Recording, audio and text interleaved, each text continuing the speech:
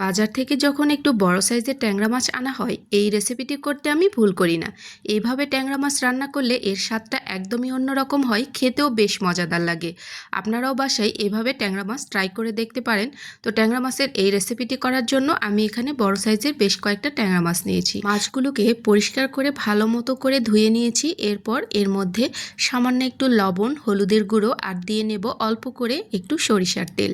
এরপর লবণ হলুদের সাথে ট্যাংরা মাছগুলোকে ভালো করে মাখিয়ে নেব। একটু বড় সাইজের ট্যাংরা মাছ হলে এই রেসিপিটি অবশ্যই বাসায় ট্রাই করে দেখবেন।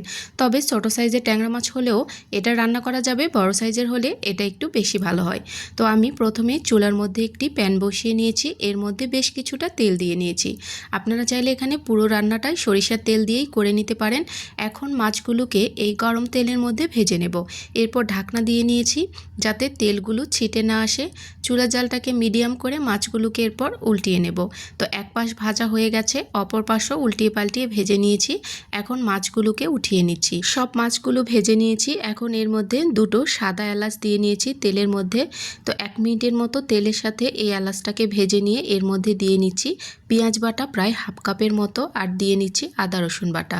এরপর পেঁয়াজ এবং আদা রসুন বাটা ঢাকনা দিয়ে এটাকে আমি 3 থেকে 4 মিনিট একটু মিডিয়াম আঁচে রান্না করে নিয়েছি। তো দেখুন পানিটা একদম শুকিয়ে গেছে। এই পর্যায়ে একটু নাড়াচাড়া করে এর মধ্যে দিয়ে নিচ্ছি টমেটো কুচি। এরপর দিয়ে নেব স্বাদমতো লবণ।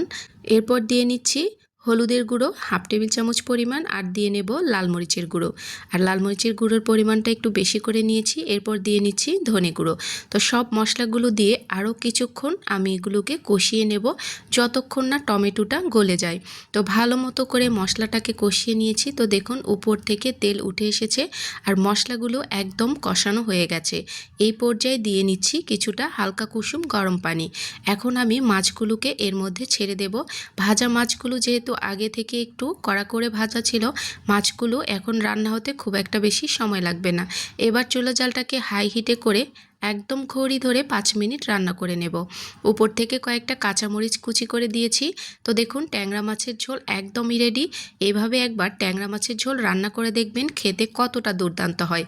তো আজকের রেসিপিটি আপনাদের কাছে কেমন লেগেছে অবশ্যই কমেন্ট করে জানাতে ভুলবেন না।